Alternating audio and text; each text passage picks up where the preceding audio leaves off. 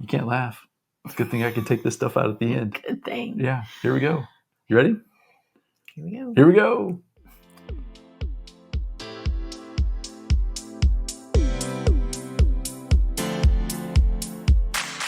Are you looking for true personal freedom? The freedom to design a life you truly desire? Then you're absolutely in the right place. True personal freedom comes from when you take 100% responsibility and control of your money and your mind. Here, you're going to learn ideas, tips, and wisdom that's going to help you bridge the gap from where you are now to your dream life in the future. My name is Randy Wilson, and welcome to the RichMind Podcast.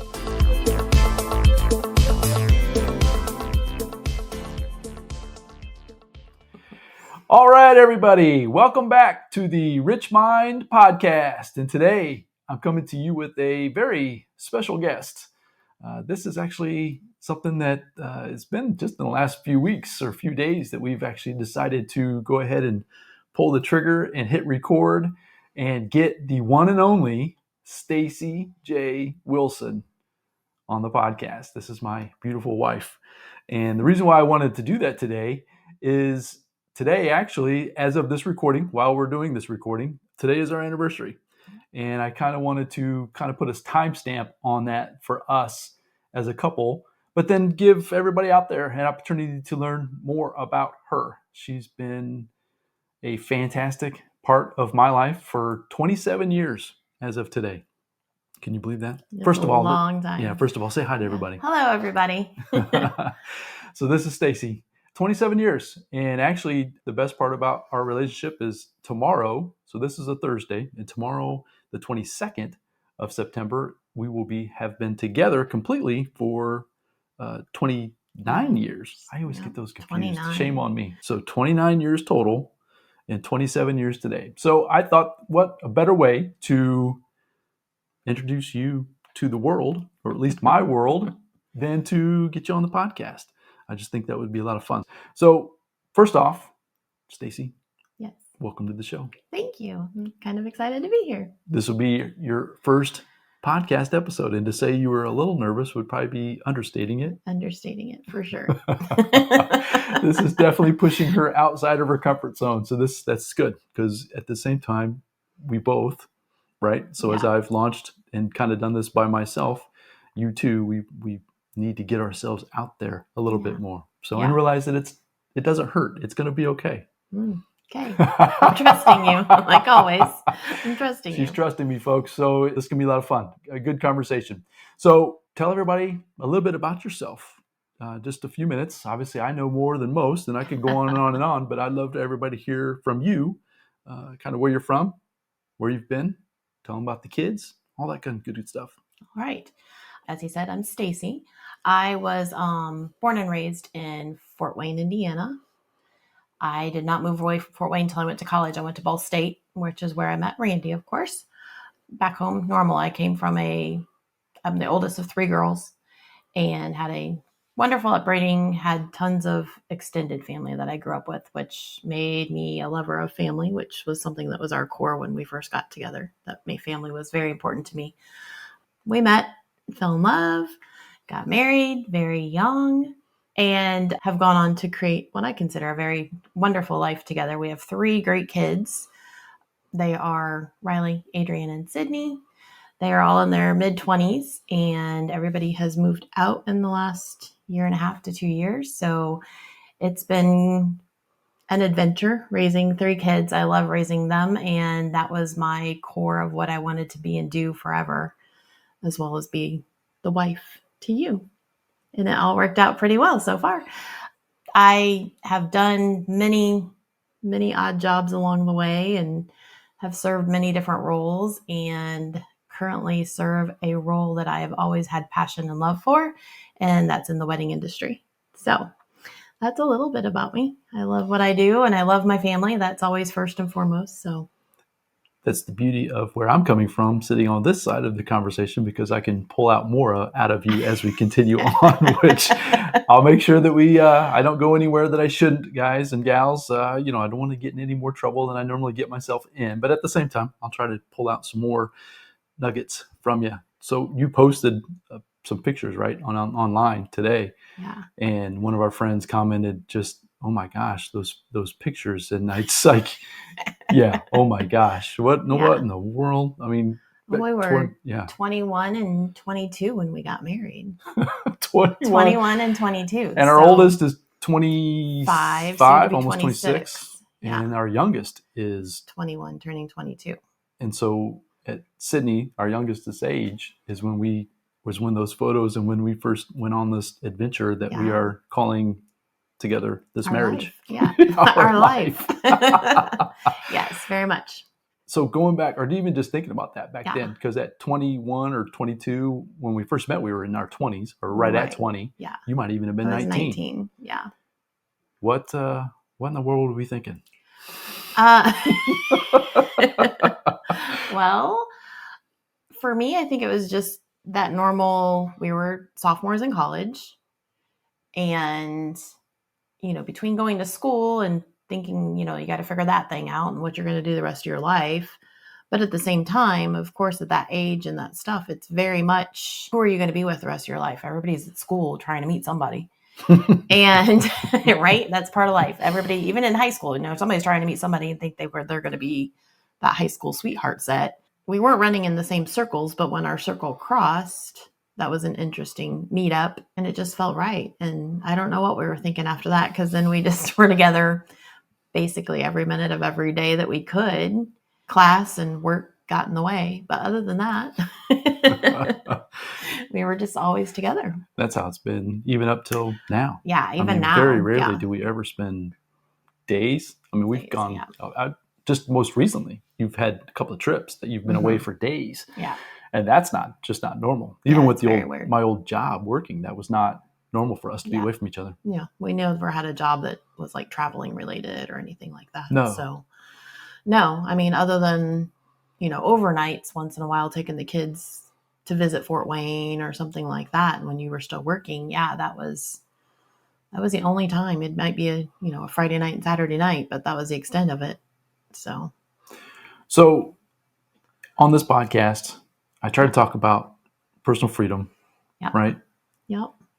Financial education, personal development, all those things that come along with that. Right. And once again, back when we were in our 20s, none of this to what we know now, right? We didn't know any of that. And so we were trying to share a lot of this information that we've learned today, or what we've learned up till now, with our 20-year-old children, right? Yeah. Can you think of anything that back then, wow, how things would have been different?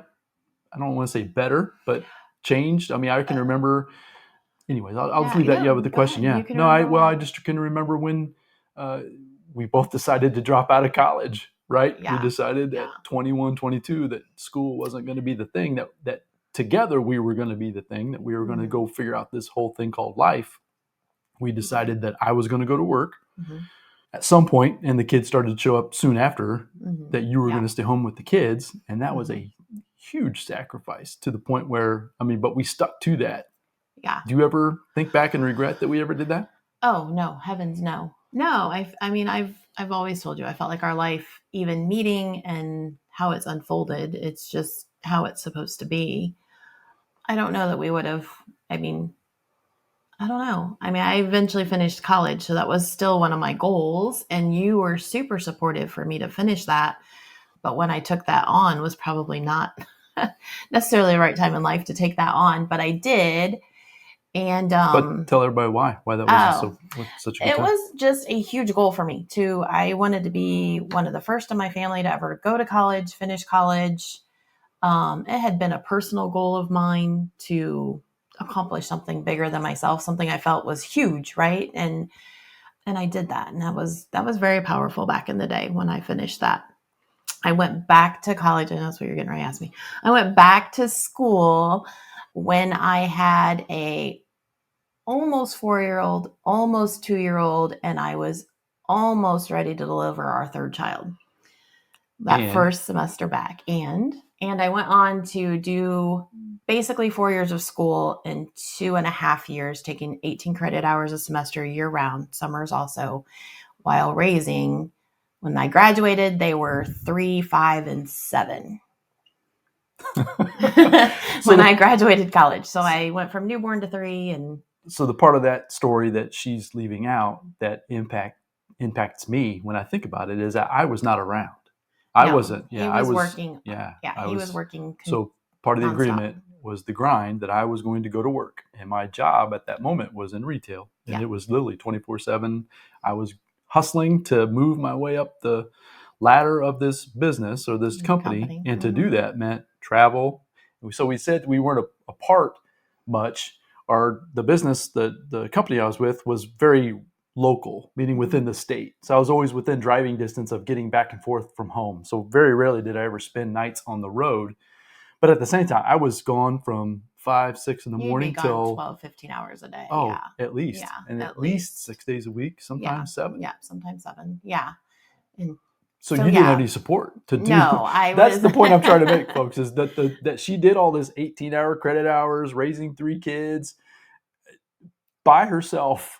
Yeah, so I'm going to let her tell you how she did that. I have no idea still to this day. I was mom all day. Obviously, you get up early with the kids, did school or did daytime with the kids.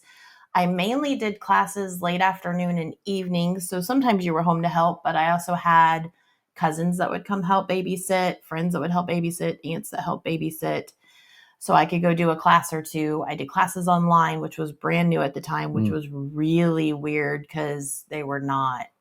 It was rough. It was so rough. That was when we first got our first dial-up internet connection. It's when your computer still had the green words on it and you didn't see, there was no video. So it was just. It was bad. It was bad. Well, it was like chat. You chatted back and forth on online class in green and black screen. It was bizarre.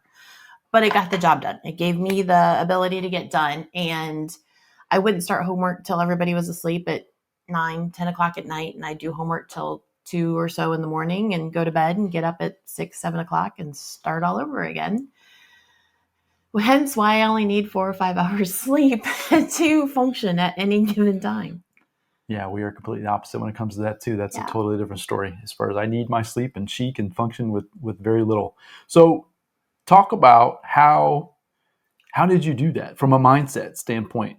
Meaning there's times that I reference to you as we're having conversations, as we approach a new challenge in life, that if you can harness how you accomplished your school back in the day with all of the challenges that you had, and to do it in such a, because tell them what you graduated with or how you, I graduated with honors of 4.2 when I graduated. I laugh because folks, as you've heard on my podcast or with me, school, we didn't get along and we still don't get along. So that's why I married Miss Staci J here, because she's the brains of the family. So so capture that. So say that one more time. I graduated with honors of 4.2 GPA. With 3 toddlers at home and basically an absent husband that was not there to support other than to give her a paycheck every couple of weeks to keep the mortgage and whatever else we had going on at the time. So where I was going with that statement was that she had the ability in that 2-year time frame to focus and got a lot accomplished in a very short period of time. And I'm challenging you all the time, if you can go back to how you did that, to whatever we choose to do next, which we're going to get into what we're getting ready to go do next, because that's kind of the plan. But I just want everybody to get the idea of how committed you were to that goal. Of that, you know what I mean? Of getting that graduation. Yeah. When I decided to go back, because I had dabbled, I had taken a class here and a class there along the way, and it was fine. But I think when I finally decided, and why I decided when we had a newborn is still beyond me. But it just became important to get it done because I saw how much faster life was starting to be already. And then adding that 3rd baby in there really ramped it up a little bit. But it had been my goal. I had promised myself that that's something I would accomplish. And I learned, and I somewhere along the way lost it, but I learned how to segment my life. When I was mom, I was mom. When I was student in class, I was student in class. And when it came homework time, I was just homework time. But I can remember days, and that's what I go back to when I'm trying to give myself the power within, right? That I can do anything. I can remember a day or two that I would walk fully across that campus, the sun shining, it's fall, which is my favorite time of year, as you know. So this was like ramp up season for me. But it was fall, it was mid-semester. I had just gotten like midterms back or something, and it was all A's. It was 4.0. I had just written who knows how many 15-page papers at that point. That was part of my degree. I wrote a lot of papers. And I remember walking across the campus that day and thinking, damn, I'm good. I am doing this. I'm powerful. Look at me. I'm taking care of all these babies and Randy, and I'm killing it at school. Who knew? You know, because at Ball State, I did well. Until I didn't do well. Until you met me. Didn't. Well, I let other things in life, like a lot of us do, I let other things in life influence me, and I just followed paths that school wasn't the thing at the moment, right?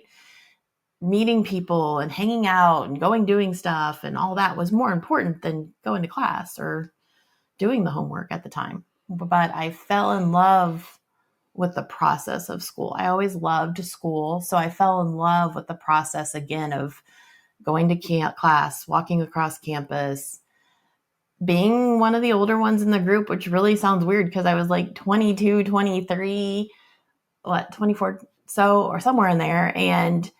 But I was older than some of them that were in class, and I did a lot of night class. So there was a lot of people older than me too, but it was like, okay, this is still, I can accomplish whatever I want to do. And then every time I'd get a paper back and it was still an A, I'm like, rock on. I can actually do really good at this. And I wasn't so sure I could when I first started. But you were able to take that, and you did.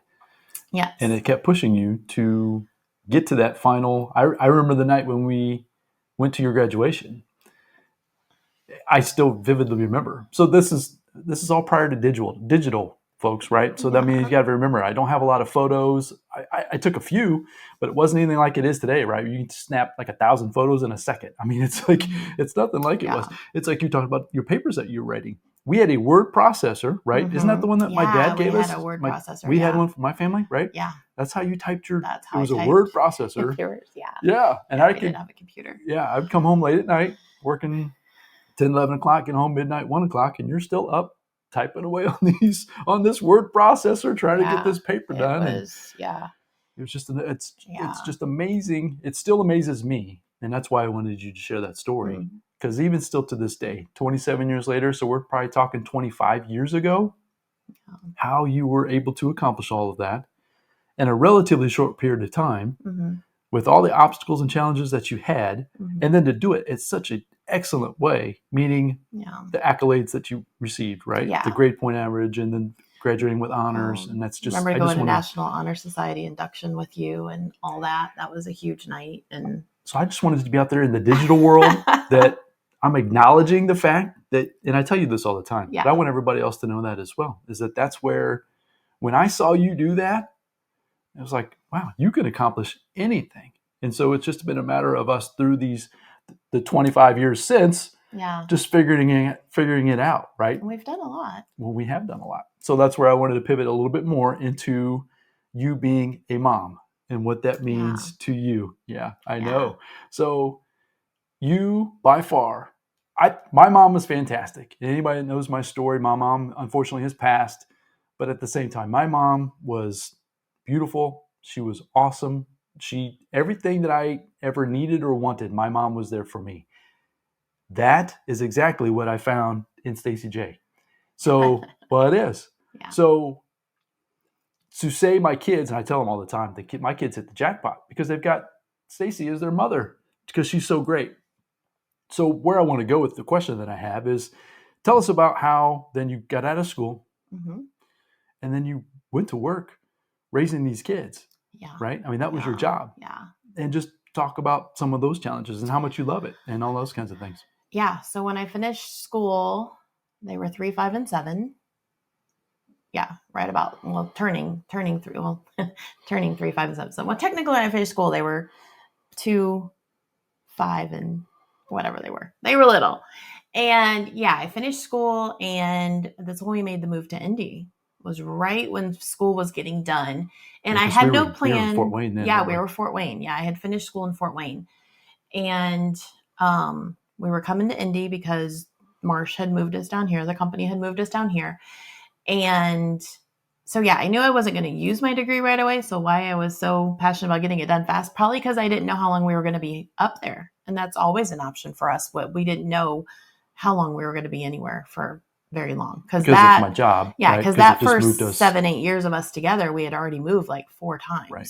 Yeah, we were moving in all the time. 7 years. Yeah. So to know that I had probably this little time frame to get some things done was true, because we moved a few months later.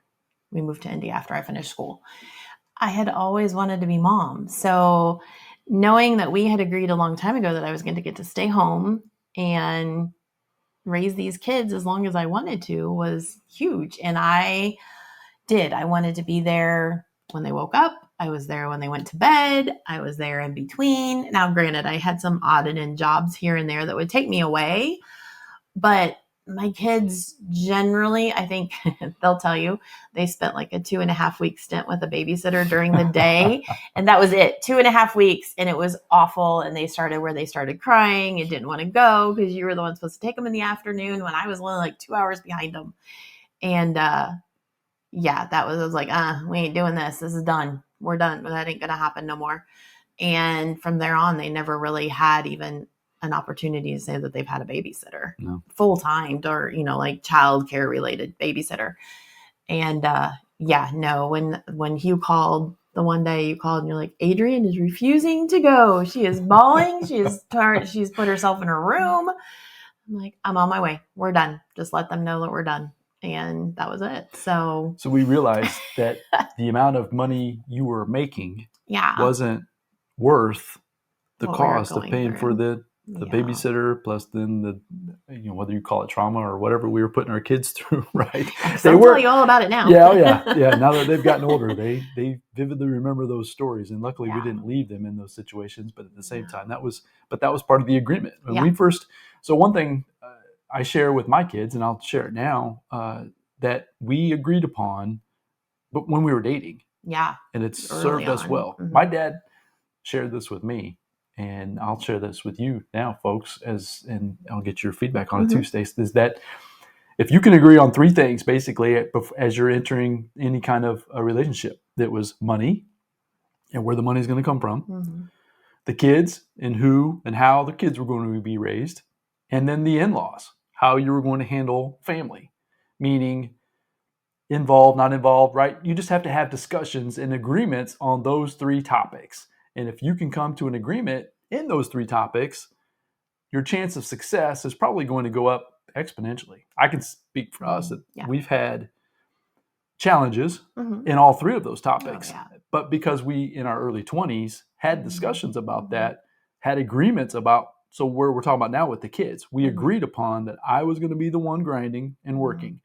You were going to be the one raising the kids, right? To the point where that's what you wanted to do. It wasn't I was forcing you to do it. It was an agreement. And then when you did go get your odd jobs, right? Because we're always so imagine, I can't even imagine trying to do it today, but even just 20 years ago, right? Trying to live off of one person's salary. And I was doing okay, but we definitely weren't raking it in by any means. No. And so to raise a family of 5 on one salary was challenging. And so you would go get odd jobs, whether it's hosting here or I would waitress a little bit. I sold different MLM companies. Yep. The job I'm talking about that I took was helping a family friend's business. That's why the kids went to daycare. I was helping a friend's business trucking company, help them run their trucking company because the mom was getting ready to have some major surgery and needed like an 8 to 10 week extended leave from work. And I could just jump in and help. And we thought, 8 to 10 weeks, that's not bad. And it'd be a little chunk of money for us to have some extra to go do the fun stuff that, And 2.5 weeks into that, I'm like, no, this isn't going to happen anymore. This isn't going to work. And from there on, I didn't really do any job that required them to have a babysitter. I would waitress just to have the extra money. So there again, for us, it was just fun money to be able to take the kids to a movie, take them to the zoo, do that stuff that you're supposed to do or we wanted to do, right? And the fun little things that we would have put on the side otherwise. But the kids, and if you ask my kids now, they had no idea that we probably couldn't or shouldn't have done some of the trips that we did, or some of the weekend stuff that we would do, or your day off stuff that we would go and do. They had no clue. They had no idea. But if I was working at a restaurant or something serving, you were home with them. We made sure that one or the other was always with the kids. And after that 2.5 week stint, I knew for sure I would never do that again. And I felt the same way as their Yeah. father, right? It's like Mhm. we came back to the table, and it's like, yeah, we're not That's doing that not gonna anymore. happen. Yeah. That was not okay. So then I jumped into just raising my kids and having a blast. And, I loved doing the homeschool stuff with them. We were always busy. I kept them very busy. They were very creative, artsy. That was probably where a lot of the money went. I'd go hit that dollar area at Michael's like there was no tomorrow. And they had more things to keep them busy. And, I could go pick up $20 worth of stuff and keep them busy for weeks. And, so it was fun when they learned to bake along the way. We did lots of home cooking and baking, which of course is a passion of mine anyways. And a couple of the kids have got onto that. And yeah, it was just everything. Summers was everything, just to be home with them every day. And you could tell when it was the last couple weeks of the summer that it was time for them to go back. And we all agreed. They agreed. I agreed. We were on the same page. Everybody needed to go back to school. But yeah, it was just fun. It was what I always wanted to do. So if they needed me, if somebody was sick, I went to get them from school. There was no doubt of, oh no, what do we do? How do we get them? That was never going to be an option for me to have to figure out what to do when somebody was sick because I was at work. That was not, I always wanted to be there for them. And I feel like I fulfilled that when they were younger. And even when the youngest got into school full time, I decided to take a real job, because nobody was home during the week. But I took a job in a school. So I was on the same schedule at the same school. So if somebody was sick, I'm going home with whoever was sick. And when they were off, I was off. So that was still very important to me, that I was wherever they needed me, whenever and the 3 of them were in the same school with me for like 3 years. So before the one moved on to another building. And it was just what I did. It was the most important thing to me to be available to them. And even now when they're in their 20s, you might not always agree, but I'm always available to my kids. She's always available. So the kids call and text. It's nonstop, which is great. It's not a complaint whatsoever. I've always admit that as they were starting to leave the house or start to venture out, you were worried that they were going to start losing or moving away from mom. And I've assured her for a long time, because this is how I was, especially with Riley, our son. Yeah. I assured her that he was going to need you more than he did when he was little, because that's how I was with my mom. And that's really come to pass. Now, Riley, if you're listening and you don't agree with that, then I would suggest, well, it's not true. So anyways, the idea, though, is that the kids are around. Well, we just had the girls over last night, right? I mean, they're always around. And I guess really what I want to hammer home with these ideas and these thoughts is that we had the decision back in our early 20s. We didn't have a freaking clue what we were doing, right? But we stuck to an agreement, and we just marched forward through that, right? To the point where we didn't necessarily know where it was going to lead. We didn't have any money. So like Staci said, the dollar store was like gold. So Christmas for us was, she would come up and package, like bundling, right? Bundle this dollar item with this dollar item. And I mean, once again, my kids had no idea that, and it didn't matter. They were just tickled to death to get things. She did all this, is kind of where I'm going with that. She's the one to set the stage in our family to get us to where we are today. So as they've progressed and as they've ventured out into their next phases of life, they're coming back to her a lot, which is a lot of fun to watch as a husband and as a father. And they come to me too, right? But it's never for the same things, which is fine, right? That's what it's all about. But it's fun to watch. It's fun to watch them interact with her, and her get to still interact with them the way she's always wanted to do, which is super fun. So I want to fast forward a little bit to, once again, folks, if you're familiar with my story, I've shared it many, many, many, many times, right? So in the process of me grinding this company, it was a supermarket chain here locally here in Indiana that decided it was around the same time, 2007, 2008. Anyways, the last recession was going on. They were closing stores. Right. Basically, I got blindsided, right? I was Yeah. grinding, working towards moving up the ladder of this company, and they completely blindsided me with basically closing my store, which completely disrupted our life. Right. I want to just fast forward into so that moment, we didn't realize it at the time, was a pivotal moment for us, right? So it started to get us down a different journey of entrepreneurship, building businesses, different ways of thinking about life, realizing that we weren't in control of our money or our mind, which is exactly what we try to talk about with this podcast. So I just want to shift gears with that. So we went through raising the kids to the point where we felt pretty confident with where they were going in life. And then we've had this disruption moment in our life, right? It happened to me, but it happened really to all of us. Kind of where we've been since then, since about the last 10, 15 years or so, kind of where you've gone for yourself, trying to build your business and ideas, right? Believing in yourself. Yeah. And where you're trying to go from here. Yeah. So for me, as the kids got bigger, I tried out many different opportunities that kept coming my way. I have several different jobs. I have worn many hats. I've had many lives when you talk about job-related lives. And when you add them all up, I feel like it's gotten me to where we are now, for sure, together.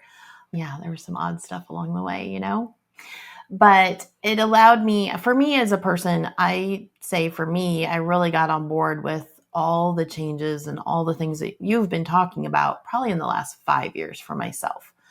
I was still mom mode. That was still my thing. And I think you got frustrated slightly along the way because once they were in high school, he's like, they're big. And I'm like, no, they're not big. They're not big. No, they're still here. They're still my people. So no, they're not big. But as I got each step, when somebody would graduate, it's like, oh no, this is coming to an end. And then the next one graduates, it's like, oh no, I only got 2 more years. That's when I really started the transition, I think, is when the kids, not necessarily Riley graduating, because I still had the 2 girls. And that was a 4-year span yet, still to go from oldest to youngest to graduate. But that's probably about when I started to get on the bandwagon of, okay, what does the next chapter look like? What are we doing? What am I doing? Who am I? I'm mom.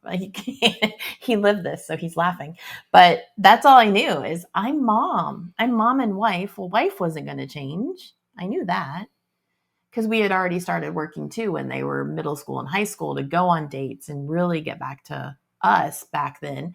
So I knew that wasn't going to change, where a lot of people we knew along the way that were our friends that were maybe a little bit ahead of us were starting to have divorces and different stuff. But I knew that wasn't our issue. So I just was not going to be mom. That was, he laughs at me, but that was my biggest concern. I was not going to be mom. But at the same time, I felt that tug of, well, who am I? Who do I want to be? And I started allowing myself to take on challenging jobs at that point. That's when I took on being a director of a preschool and childcare of 200 plus kids. That was big. That was a lot. And I did that for a few years and then took on the challenge of becoming an accounting person. I hadn't done accounting. What in the world? But I took that on and loved that challenge also. Just like school, these bigger things were huge challenges. But for me, always in the back of my mind is I've always loved weddings. I've always loved weddings. And I've told Randy since we were probably 20, someday I'm going to work in weddings. That's just where I think I'm supposed to be besides kids. Babies or weddings. That's all I wanted. I didn't care which one I got. Babies would be great, but weddings is even fun too. So for me now, it's where the confidence came in is like, okay, now I can do, and it came from my kids too. It came from you and the kids saying, Mom, it's okay to do what you want to do. Babe, what do you want to do? And so, so I slowly grew into it's okay to put myself first or what I want. And that came from the self-help stuff. That came from you guys and friends. And so a year and a half ago now, almost 2 years ago, I jumped into working at a friend's wedding barn, helping her a little bit here and there. And was like, oh yeah, Oh, that's, yeah. It helped her for the fall season, which is the busiest season here in Indiana. You can do a lot of weddings in a short amount of time in the fall here. And so I did that with the barn, and then that kind of goes on hold because it's a barn in Indiana. There aren't weddings from basically December to March. So I'm like, oh, this is not fun. That ended. And so then I got on with a wedding venue and was full in with that and was like, oh, yeah, this is who I am. And he can vouch. I would come home and look at the camera. Those of you watching this is going to be on YouTube as well. So yeah, Staci's whole face lights up when she starts talking about these weddings. So I love it. I know you love do. everything about it. Yeah, I get it. Even the rough ones. It's still, there's good moments in every part of a wedding. And there's always a tear at every wedding. And I've done over, well, we talked about it yesterday. I think I've done over 78 weddings in the last year. Okay, stop. Time out. Okay, say that again. I've done over 78 weddings in the last, year and a half now, because it's October. Yeah, last year and a half. Last year and a half, I've done over 78 weddings, coordinated over 78. Yeah. So exactly. For you to step into that has been fun to watch. So guys, from a husband standpoint, I discovered personal development, financial education back in 2007, 2008-ish, right? And I dove down that rabbit trail fast and furious. Like I was like in it to win it. I knew that things needed to change and they needed to change now. And I was getting a little pushback. Yeah, just a little pushback from Staci J because it was completely against everything we knew up till that point. I was getting excited and she was getting a little nervous. Where I'm going with that statement is that I didn't force her to do anything. I don't think I ever forced you to believe a certain way. I would encourage you. I would share ideas, share things I was listening to, share things I was reading, share. I was sharing. And eventually, 10 years later, she started to catch on and she's starting to catch her own fire of belief, but it's in her own different way, right? Mm-hmm. She's meeting new friends. She's getting herself into different rooms that are growing and expanding her. And I'm not having to push as like I used to feel like I used to, right? No, not at all. And through this journey of discovery, really discovery for myself with building the podcast, trying to build this brand, trying to do the things I'm doing on the side, to now she's trying to step into her path, as I've tried to describe through the school at the very beginning, the kids through the kids are in their 20s, so the last 15, 20 years, right? And now we're stepping into this new phase that she's really taking ownership of these brides and this wedding idea that she has. As she mentioned, we talk about this back when we were dating. We were in a park, and it was in Fort Wayne, Indiana. We sat on a park bench. We were just dreaming about life and dreaming about this and that. And we still talk about it, right? Wedding, yeah, we were talking about someday. She had the vision of this wedding venue that she wanted to own. And back then, once again, in our 20s, didn't have any money, didn't have anything.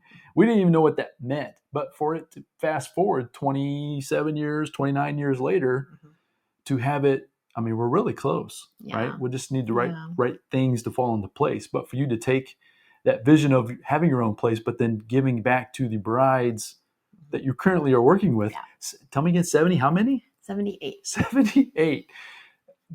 I think there's only 52 weeks in a year. 79 is in 2 weeks. I think there's only 52 weeks in a year. Okay. Point being is that she's done a lot. But talk about how much you love it. Let's talk about that for a minute. How much I love it? Yeah, oh my gosh. So she lights up when she talks about her kids, and she lights up when she talks about weddings. And I just, this is a lot of fun. Yeah. So please, how much do you love it? I love everything about it. I love the chaos of the day and being the person to manage it and bring it back in where nobody else knows that it's chaos. I love that aspect of it. From the moment the bride gets there and you can look at her and see that she's frazzled because she's had a morning just trying to get hair done and makeup on.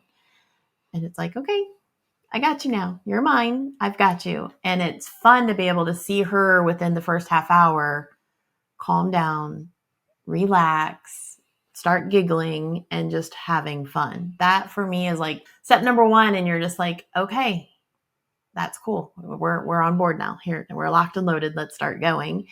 And then from there, it's me being able to go and make all the finishing touches on the room and have it the way that I would want it as a bride, or I would want for my girls to have it as a bride.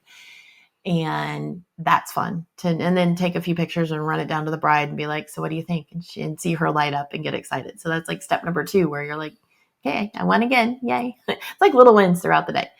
And then you have her and her bridesmaids get her dressed and get her ready to go to pictures. And she's in tears for the first time because she's seeing herself, and it's real, and it's nerves, and it's excitement. And so that's fun. And my favorite thing probably during the day is the brides. And I know it's a faux pas thing right now, but the ones that decide to do the first look or the magic moment, oh my gosh, it's so cool. It's so cool to watch. I understand the other side of waiting to see each other when you're coming down the aisle, but you're like 30 feet from each other. You can't really see the face of somebody versus 3 feet from each other. And that guy turns around and sees that girl and they both start emotional. It's so cool. It's the best moment. It's so awesome. Between that and when they actually kiss each other, those are like your 2 big moments. And yeah, I love it. I love it. It's so fun. It is so fun. And then you get to joke around with everybody else who's maybe on edge or just there to have fun. The dads are always hilarious. They're on this fine line of nerves and giddy. And so it's fun to be able to joke around with them and get them going, because then you can see them just relax and just have fun for the day. Getting everybody down the aisle is great. Getting them through pictures, getting them upstairs and getting them announced in is probably my next favorite part. I've announced that wedding party in and everybody's hooting and hollering and you're like, yes, we did it. We made it party time. There's still a lot that happens before party time, but yeah, no. And then you can see as that part of the reception and things start to happen, obviously you see everybody relax and it just becomes fun and mellow. And that's when the gratitude starts to show and you're just like, okay, that's another great day, another fantastic day. And yeah, it's just fun. I love everything about it. I love it. I know you do. And that's why I'm so excited that you've decided to take this on as your next opportunity. So take a second and tell the audience, what is it that you are doing? What are you trying to accomplish with this passion? I mean, it's a true passion for weddings and for people. You were that way with the kids. You're that way with me. You're that way with anybody that comes into your life. As far as you are a caretaker, meaning you're always out making sure that the other person is taken care of, right? Happy. I will go over the top for anybody. Over the top. And I can vouch for that 100% in our relationship as well.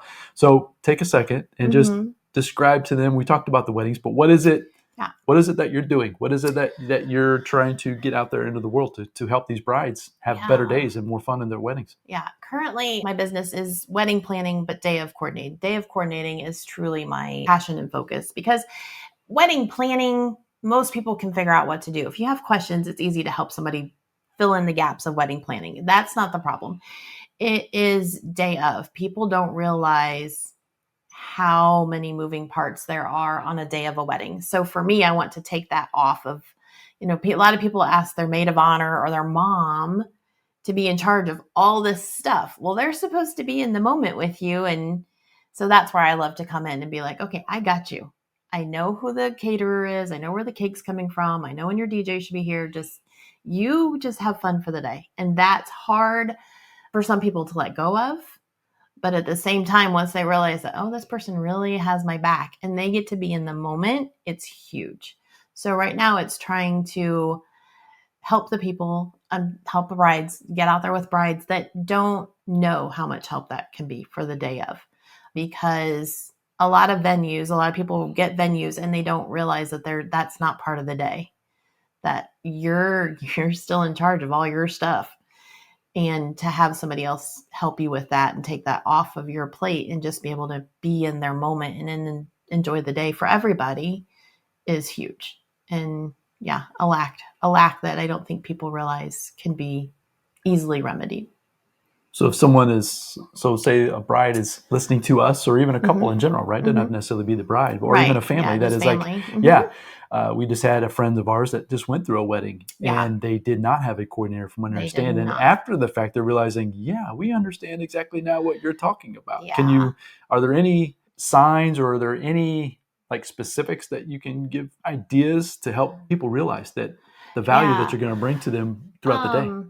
Like I said, I went through the day, the high points of the day, but the other points of the day that people don't think about or realize, because everybody's in the moment, right? It's all about the dress, and it's about the pictures, and it's about the cake, and it's about the food. Well, all that has to get there and be handled. And so a lot of people, biggest thing is timing. That's the hardest part. People think they have an idea what's going to happen and when, but unless you have somebody telling you, okay, you've got to stop pictures, you've got to wrap up pictures, because you're 20 minutes from your ceremony start time and you're not ready to start. And your guests are arriving and you're still out here where they can see you. You're supposed to be like hidden by this point.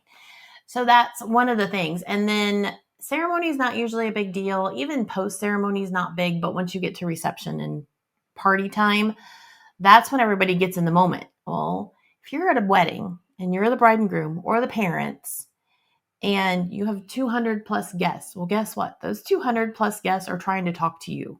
Everybody's trying to talk to you. But at the same time, you need to get dinner started because you've got 200 guests waiting to eat. You've got to get cake cut and out because people will beg for cake. I'll just leave it that way. People beg for cake. You got to get through your dances. And if you don't have somebody kind of prompting you, hey, are you ready to do this next? Hey, do you know that we should be getting this done? Hey, do you know it's already XYZ time and you have 2 hours left and we haven't done first dances yet and you wanted to party? We're still a half an hour at least from that. You can give them those cues to help keep them on track. Whereas if they don't have somebody, the night, next thing you know, it is an hour left and you're like, well, we never did half of what was on their list. And so then that makes my heart hurt when you watch somebody and it's like, oh, you missed out on this, or this didn't go, or smoothness. There can be a total flow of smoothness. I was at a wedding recently that they would have the guests were all outside. Then they were all moved inside. Then, oh, wait a minute, we need everybody back outside. It was just back and forth, back and forth. And if you had somebody there to say, okay, no, let's do these things in this order because everybody's here, then we can move everybody as a whole group to do these things. It just makes it a flow. That person can help keep timing. Timing's the big part, timing and a flow to it. And like you said, our friends mentioned that, everybody's kind of standing around looking at each other going, well, now what do we do? And it's like you have a 10, 15 minute dead time where nobody knows what's going on. And the coordinator fills that spot. They don't let that dead time happen. If they can, unless the bride and groom are really dragging their feet, that's hard you can't force somebody to do something. But if you're there to keep reminding, hey, we need to do this. Hey, everybody's been kind of sitting around for the last 15 minutes doing nothing. That's where that coordinator can fill in and keep the time frame moving so you can get to the fun part, the party part, which is what everybody's trying to get to. Trying to get to the partying and having fun. Yeah, exactly. Everybody's there to drink and dance and have some fun and let loose a little bit, right? Because it's been a long day. So the vision I'm having is like you're controlling the chaos. Yeah. You're just you're in the background. Mm-hmm. You're not necessarily in the foreground. People won't even necessarily know that you're even there. No, that's the goal. But you're controlling the chaos of the day to get from a destination of the beginning. Mm-hmm. But you're there even before you've got a meeting this coming weekend with a young lady that's being married in a week or two from now. Yeah, I start at least 2 weeks to a month out meeting with the bride to get all their information and know exactly what they're wanting, mm-hmm. their true vision, and then getting them a timeline built. I build the timeline for them, get their approval, and then we move through the day. That's the goal. So. And you do it with joy. You love it. Oh, yeah. Heck yeah. I love it. I can't wait. Heck yeah, folks. Yeah. Heck yeah. Like the wedding this weekend. This weekend's wedding is going to have 200 plus guests that I know we're working towards. And we have all day Friday to decorate and get everything done and get a full rehearsal done and rehearsal dinner done. Because you help with that too. I'm helping with all that too. And then obviously the next day, the wedding, I think we arrive at the venue at like 9 and it goes till midnight. So everything from 9 to midnight is on my shoulders. So, and the bride just gets to enjoy and be a part of her day and everybody else just relax and have fun. That's super cool. Well, I appreciate you going through all that. Yeah, it's amazing. It's fun. So that I just wanted to, that's where the idea with this podcast was to kind of go through the phases, right? Yeah, of when we were first getting together to the kids, right? And to now the next phase of Yeah. So happy anniversary. Yeah, 27 you too. years. Yeah, You it's believe exciting. that? 27 years. And we're the next 27, 107, who knows however many it's going to be. 107 Lots of is probably a weddings. little bit too much. Lots of weddings in the future. Folks, I'm not a wedding guy. So besides my kids and maybe getting invited to a few, I'm not going to be there. So, this is Staci J doing all that. I'll be working in the background trying to do some of the other things. But at the same time, I just wanted to highlight the fact that you found your niche, you found your passion, and you're stepping into it with a lot of the courage that you had and the ability to accomplish big things back when you were in school. That's why I wanted to share that story as well with the kids and with all the chaos that was going on. Definitely the same feeling. So if there are people, family members, brides, grooms, anybody that wants to learn more about you and the services that you provide, whether they're local, we're here in Indiana, whether you can help folks virtual or in a distant location, maybe just go into a little bit about what you can and can't do with what you're trying to do with your coordinating. Virtually anywhere. I love to travel as number 2 in my life. So I'll come help you wherever you are. I start with a phone call just to see that we kind of jive and see where you are in the process and how that works for you. But then from there, we just do a couple meetings and get some things going, figure out what all you've got planned and help you fill in the gaps if you're missing something. That's the biggest thing, is helping you think of something that you forgot, because there's a list of things that get forgotten and that shouldn't be last minute, like getting the marriage license. Little things. But I do that. And we can do virtual Zoom phone calls or just regular phone call is where I kind of start that.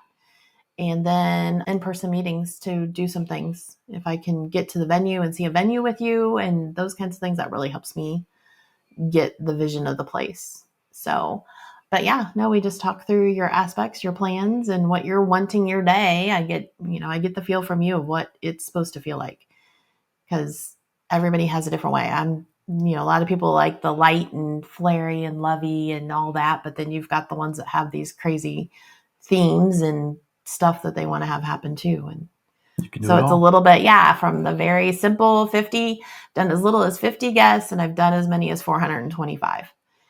So that's a range, and that's a lot of moving parts, no matter if it's small or large. A lot of the same things happen, but it's just bringing it all together and just sitting down with the person and seeing them eye to eye usually helps me get their feel. I feed off of other people's feelings.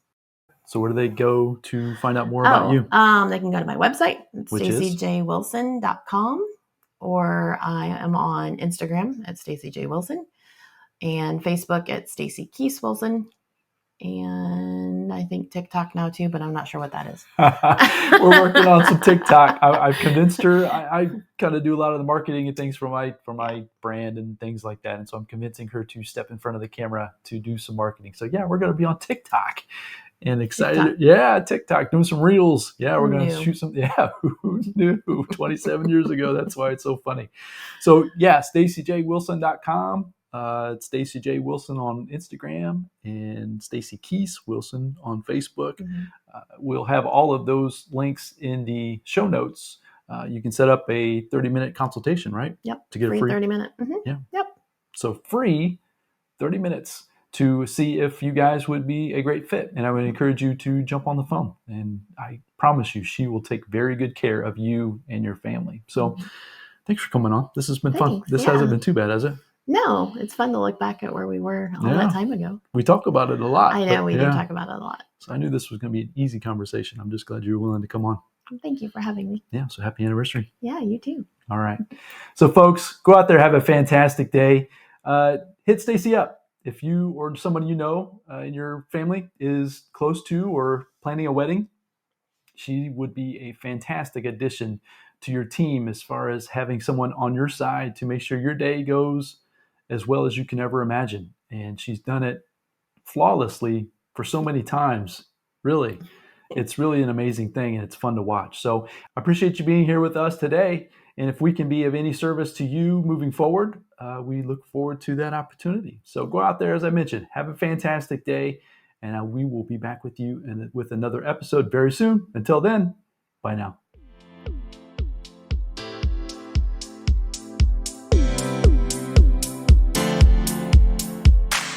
Thank you for joining me on the RichMind Podcast. I hope you found a ton of value in this episode.